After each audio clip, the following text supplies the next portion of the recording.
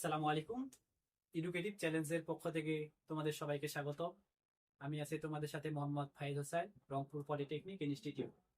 আজ আমি তোমাদের ফিজিক্স ওয়ানের চ্যাপ্টার 3 গতি ও গতি সমীকরণের পার্ট 2 নিয়ে হাজির হয়েছি। তো পার্ট 2 তে আমরা যে বিষয়গুলো নিয়ে আলোচনা করবো সেগুলো আমরা এই পাশে সুন্দর করে লিখে রেখেছি। সেগুলো হচ্ছে আমাদের কি দূরত্ব, সরণ, দ্রুতি, বেগ, ত্বরণ ও মন্দন। তো আমরা দেখি এখন দূরত্ব কি বা দূরত্ব বলতে আমরা কি বোঝাই। দূরত্ব বলতে ভাই কি বোঝায়, যখন কি সময়ের পরিবর্তনের সাথে যখন কোনো বস্তুর একটা অবস্থানের কি হবে, পরিবর্তন হবে, তখন তাকে কি বলা হয়, দূরত্ব বলা হয়। আবার আমি বলতেছি যে সময়ের পরিবর্তনের সাথে পরিপার্শ্বিকের সাপেক্ষে যখন কোনো বস্তুর অবস্থানের পরিবর্তন হবে তখন তাকে কি বলা হয়, দূরত্ব বলা হয়। আচ্ছা ভাইয়া, পরিপার্শ্বিক কি? পরিপার্শ্বিক কি? পরিপার্শ্বিক বলতে বোঝা গেল এই যে আমি চলতেছি, এই যে মনে করেন যে দেয়ালটা আছে বা বোর্ডটা আছে, এই বোর্ডটার সাপেক্ষে কিন্তু আমি গতিশীল, মানে যার সাপেক্ষে আমি গতিশীল সেটা হচ্ছে আমার পরিপার্শ্বিক। তো বুঝছি, বুঝাইতে পারছি যে কি কি যার সাপেক্ষে আমি গতিশীল সেটা হচ্ছে কি আমার পরিপার্শ্বিক। তাহলে দূরত্ব বলতে কি বোঝায়? তাহলে দূরত্বের সংজ্ঞাটা আমরা কিভাবে দিব? দূরত্বের সংজ্ঞা আমরা এভাবে দিতে পারি যে সময়ের পরিবর্তনের সাথে পরিপার্শ্বিকের সাপেক্ষে যখন কোনো বস্তুর কি হবে, অবস্থানে পরিবর্তন হবে, সেটা কি আমাদের দূরত্ব। দূরত্বকে কি দ্বারা প্রকাশ করা হয়? দূরত্বকে ডি দ্বারা প্রকাশ করা হয়। দূরত্বের মাত্রা হচ্ছে এল, দূরত্বের একক হচ্ছে কি মিটার। তো আমাদের কি দূরত্ব আমরা ক্লিয়ার। তাহলে দূরত্বকে কি দ্বারা প্রকাশ করা হয়? দূরত্বকে ডি দ্বারা প্রকাশ করা হয়। দূরত্বের মাত্রা হচ্ছে কি এল, দূরত্বের একক হচ্ছে কি মিটার। তো আমরা দূরত্ব ক্লিয়ার। এবার আমরা আসে হচ্ছে সরণ। দূরত্ব হচ্ছে কি আমাদের একটা স্কেলার রাশি, মানে যার দূরত্বের কোনো দিক নাই। আমরা মনে করি যে কোনো দিকে কোনো বস্তুর অবস্থানে পরিবর্তনকে কি বলা হয়, দূরত্ব বলা হয়। তো এবার আমরা যাই হচ্ছে কি সরণ। সরণ কি ভাইয়া? সরণটা হচ্ছে আমাদের ভেক্টর রাশি, মানে এটা কি লাগবে, একটা নির্দিষ্ট দিক লাগবে। তাহলে সরণের সংজ্ঞাটা আমরা এভাবে দিতে পারি যে কি কোনো নির্দিষ্ট দিকে পরিপার্শ্বিকের সাপেক্ষে কোনো বস্তুর অবস্থানের পরিবর্তনকে কি বলা হয়, সরণ বলা হয়। তাহলে সরণটা কি? সরণটা অবশ্যই কি ভেক্টর রাশি। যেহেতু ভেক্টর রাশি আর স্কেলার রাশি আমরা দ্বিতীয় অধ্যায়ে জানিয়ে এসেছি যে কি যে সকল রাশিকে প্রকাশ করার জন্য সম্পূর্ণরূপে মান এবং দিকের প্রয়োজন হয় সেটা হচ্ছে আমার কি ভেক্টর রাশি। আর যে সকল রাশিকে শুধু প্রকাশ করার জন্য মানের প্রয়োজন হয়, দিকের প্রয়োজন হয় না, সেটা হচ্ছে কি আমাদের স্কেলার রাশি। যেহেতু দূরত্ব, দূরত্ব তো মনে করো যে তোমার বললো যে তোমার বাসা এখান থেকে কত দূর, আমি বললাম যে এখান থেকে 50 কিলো দূরে, এটা হচ্ছে আমার দূরত্ব। এখন সরণ কি? সরণ হচ্ছে বস্তুটার অবস্থান একবারে নির্দিষ্টভাবে চিহ্নিত করার জন্য আমাদের সরণের প্রয়োজন। তখন বললো তোমার বাসা কোথায়, আমি বললাম যে এখান থেকে 50 কিলো দূরে। তো এখান থেকে 50 কিলো দূরে, এখান থেকে 50 কিলো দূরে তো যে কোনো দিকে হতে পারে। উত্তর দিকে আমি 50 কিলো যাইতে পারি, পূর্ব দিকে 50 কিলো যাইতে পারি, পশ্চিম দিকে 50 কিলো যাইতে পারি, যে কোনো দিকে আমি যাইতে পারি। কিন্তু যদি আমি দিকটা নির্দিষ্ট করে দিই যে উত্তর দিকে 50 কিলো, তাহলে আমার বাড়িটা কিন্তু খুঁজে পাবে, না হলে কি আমার বাড়িটা খুঁজে পাবে? পাবে না। তাহলে সরণ বলতে আমরা কি বুঝি ভাইয়া? সরণ বলতে হচ্ছে নির্দিষ্ট দিক লাগবে, একটা কি লাগবে, নির্দিষ্ট দিক লাগবে। আর পরিপার্শ্বিক তো বললাম, এই পরিপার্শ্বিক মানে যার সাপেক্ষে আমি গতিশীল। আমি মনে করি যে বোর্ডটা আমি চলতেছি, এই যে আমি চলমান, এটা আমি কিভাবে বুঝবো যে আমি চলমান? অবশ্যই কোনো একটা বস্তুর সাপেক্ষে আমি চলমান। এই যে মনে করি এই বোর্ডটার সাপেক্ষে কি আমি গতিশীল। তাহলে সরণ কি? নির্দিষ্ট দিকে পরিপার্শ্বিকের সাপেক্ষে যখন কোনো বস্তুর অবস্থানের পরিবর্তন হয় তখন থেকে কি বলা হয়, সরণ বলা হয়। সরণকে কি দ্বারা প্রকাশ করা হয়? এস দ্বারা প্রকাশ করা হয়। সরণকে কি দ্বারা প্রকাশ করা হয়? এস দ্বারা প্রকাশ করা হয়। সরণের মাত্রা হচ্ছে কি এল, সরণের একক হচ্ছে কি মিটার। তো আমাদের দূরত্ব গেল, সরণ গেল, আমরা কি দুইটা ক্লিয়ার। এবার আমরা আসি কি দ্রুতি। দ্রুতি কি ভাইয়া?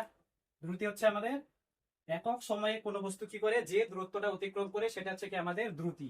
দ্রুতি কি? একক সময়ে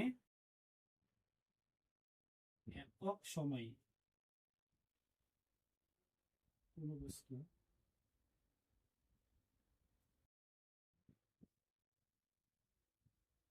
যে দূরত্ব অতিক্রম করে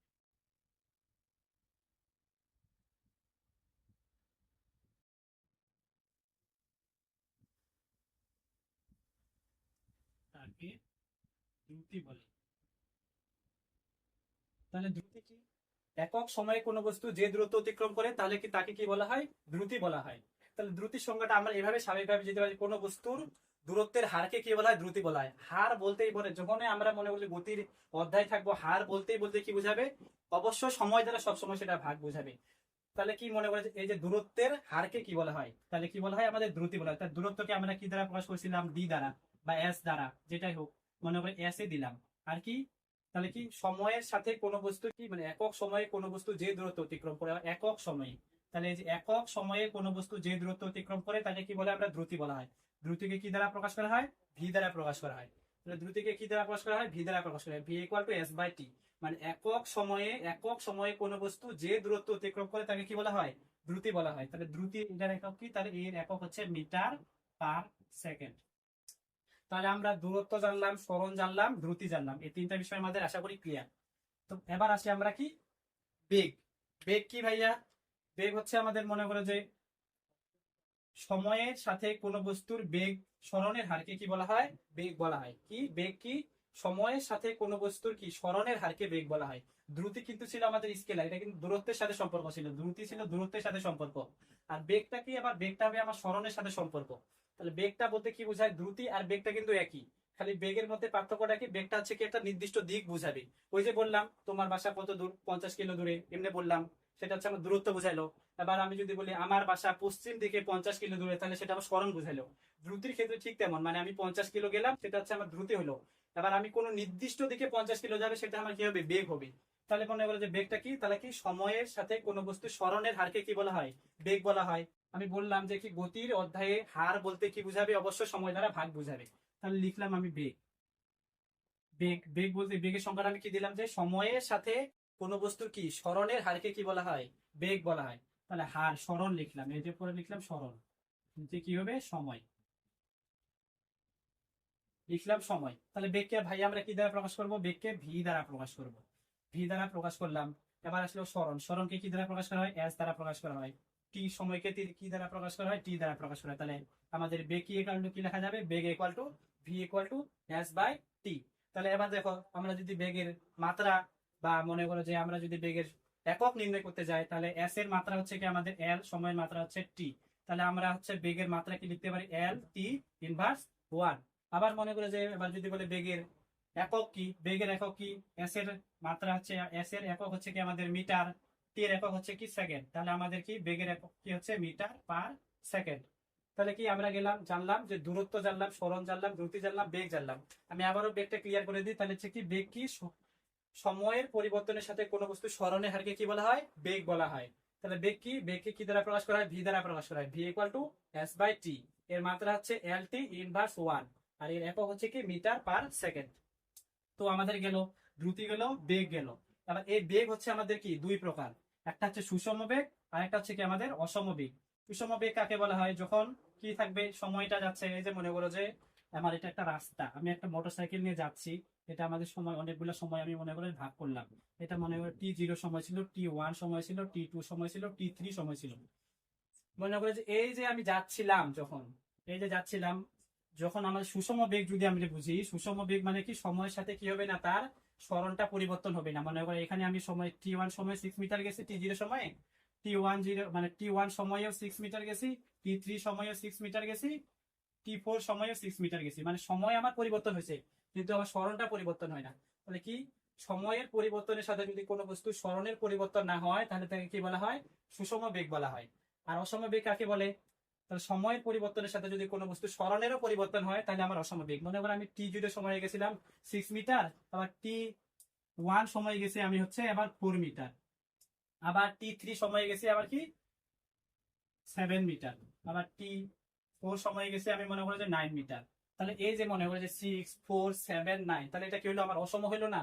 তাহলে এই যে অসমটা হচ্ছে কি আমাদের অসম বেগ। তাহলে সময়ের পরিবর্তনের সাথে কোনো বস্তু যদি সরণের হার কি হয়? সুষম হয়, সেটা হচ্ছে কি আমাদের সুষম বেগ।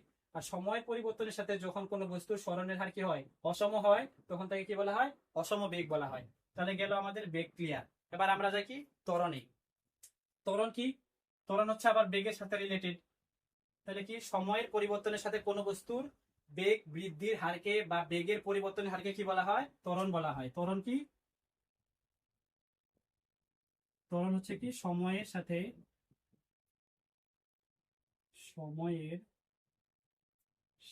কোনো বস্তুর বেগের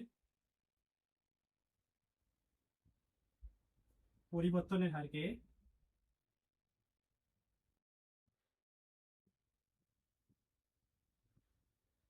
ত্বরণ বলে।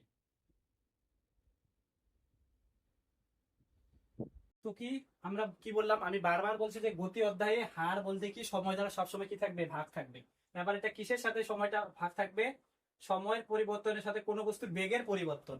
তাহলে বেগকে আমরা কি দ্বারা প্রকাশ করছিলাম? ভি দ্বারা প্রকাশ করছিলাম। এখন বলছে বেগের পরিবর্তন, মানে কি একটা একটা পরিবর্তন হবে। তাহলে আমরা যদি আদি বেগ আর শেষ বেগ আছে, মনে করে যে আমি এখানে চলতেছিলাম, আমার যে এই যে আমি যখন বেগটা শুরু করবো, মানে আমি এখানে আসি, আমি চলা যখন শুরু করব সেটা হচ্ছে আমার আদি বেগ। আর যে চলতে চলতে চলতে এখানে আসে শেষ হইলাম, এটা হচ্ছে আমার কি শেষ বেগ। তার আদি বেগকে যদি আমরা কি ধরি, ইউ ধরি, আর কি ধরি, শেষ বেগকে যদি আমরা কি ধরি, ভি ধরি, তাহলে কি হচ্ছে আমার কি বলছে, সময়ের সাথে কোনো বস্তুর বেগের পরিবর্তনের হার। তাহলে বেগের পরিবর্তন কি, তাহলে শেষ মাইনাস কি আদি লেখা যাবে না, আদি মাইনাস শেষ, অবশ্যই কি শেষ মাইনাস আদি, তাহলে ভি মাইনাস ইউ।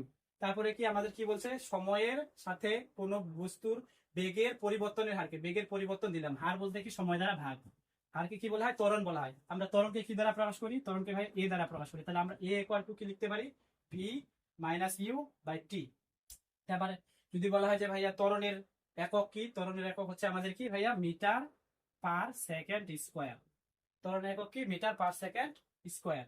তাহলে আবার কি ত্বরণের এভাবে একটা সংজ্ঞা দেওয়া যায় যে কি, সময়ের সাথে কোনো বস্তুর বেগ বৃদ্ধির হারকে কি বলা হয়, ত্বরণ বলা হয়। আবার ত্বরণ হচ্ছে দুই প্রকার, একটা হচ্ছে ধনাত্মক ত্বরণ আর একটা হচ্ছে ঋণাত্মক ত্বরণ। যখন যেটা ধনাত্মক ত্বরণ হবে তখন ত্বরণের মানটা কি আসবে, ধনাত্মক আসবে। আবার মনে করো যে আমরা যে ভি আর ইউ এর যখন আমরা ম্যাথ করব, তখন মনে করো যে পাবা, যখন যদি এই ভি আর ইউ এর মানটা যদি আমাদের প্লাস আসে, তাহলে মনে করো যে এটা আমাদের ধনাত্মক ত্বরণ হবে। আবার যখন মনে করো যে ভি মাইনাস ইউ এর মানটা যদি ভি এরটা যদি ছোট হয়, ইউ এরটা যদি বড় হয়, তাহলে আমাদের এটা কি আসবে, মাইনাস আসবে। আর মাইনাস আসলে কি, সেটা হচ্ছে ঋণাত্মক ত্বরণ হয়ে যায়। আর ঋণাত্মক ত্বরণ মানে কি হচ্ছে মন্দন। তাহলে আমরা মন্দন বলতে কি বুঝি ভাইয়া, সময়ের সাথে কোনো বস্তুর বেগ হ্রাসের হারকে কি বলা হয়, মন্দন বলা হয়। এই ত্বরণ হচ্ছে আমাদের কি কয় প্রকার, দুই প্রকার।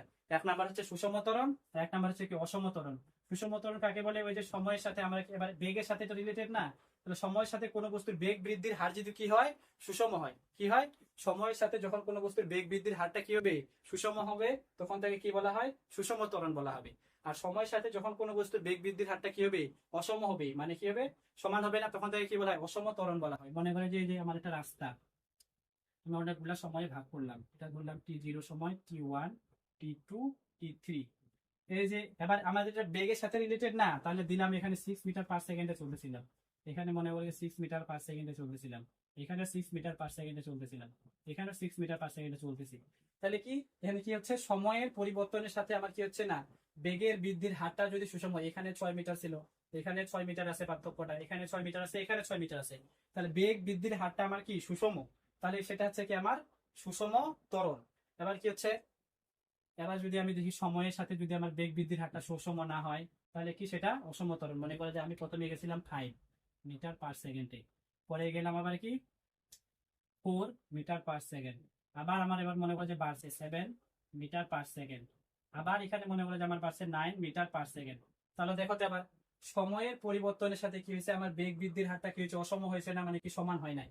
তাহলে এটা আমার কি অসম। তাহলে সময়ের পরিবর্তনের সাথে যখন কোনো বস্তুর বেগ বৃদ্ধির হারটা কি হয়, অসম হয়, তখন তাকে কি বলা হয়, অসম ত্বরণ বলা হয়।